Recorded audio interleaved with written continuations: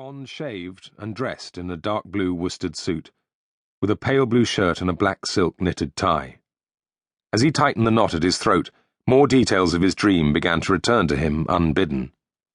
He had been 19 years old, a lieutenant in the special branch of the Royal Naval Volunteer Reserve, attached as an observer to Broadforce, part of 30 Assault Unit, an elite commando charged specifically with the task of capturing enemy secrets, documents, files, and encoding devices, all the legitimate plunder available in the aftermath of battle.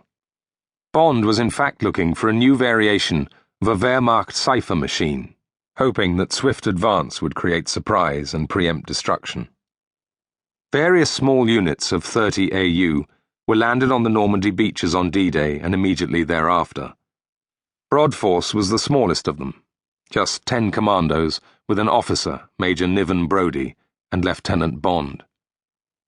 They had stepped ashore from their landing craft an hour after dawn at Jig Sector on Gold Beach, and had been driven inland in an army lorry towards the country town of Sainte-Sabine, close to the Chateau Malflacon, the SS headquarters of that region in Normandy. They left their lorry with a forward unit of Canadian infantry and advanced on foot down the deep, narrow lanes of the Normandy bocage into the fastness of the countryside. The push inland from Gold had been so speedy that there was no front line as such. Broadforce was leapfrogging the British and Canadian forces and racing with all speed for whatever booty might be waiting for them in the Chateau Malflacon. Then they had seen the dead paratroopers, and it had been Major Brodie himself who had shouted to Bond to keep moving. Bond combed his hair, smoothing back the forelock that kept falling forward out of position as if it had a life of its own. Maybe he should change his hairstyle, he wondered idly, like that television presenter fellow, what was his name? And comb his hair forward in a short fringe, not bother with a parting at all in the contemporary fashion. No, he thought, pas mon style. He swallowed again. His throat was sore. He left his room, locking the door behind him, and wandered down the corridor heading for the lift. He pressed the button to summon it, thinking, yes, scrambled eggs and bacon, many cups of coffee, a cigarette. That would set him on his feet again. The lift doors opened. "Good morning," a woman's voice said from inside. "Morning," Bond replied automatically as he stepped into the lift. He recognized the unforgettable scent immediately, the vanilla and iris of Guerlain's Shalimar, unforgettable because it was the perfume his mother used to wear. It was like opening a door to his childhood, so much of his past crowding in on him today, Bond thought, looking over to meet the eyes of the woman leaning in the corner. She smiled at him quizzically, an eyebrow raised.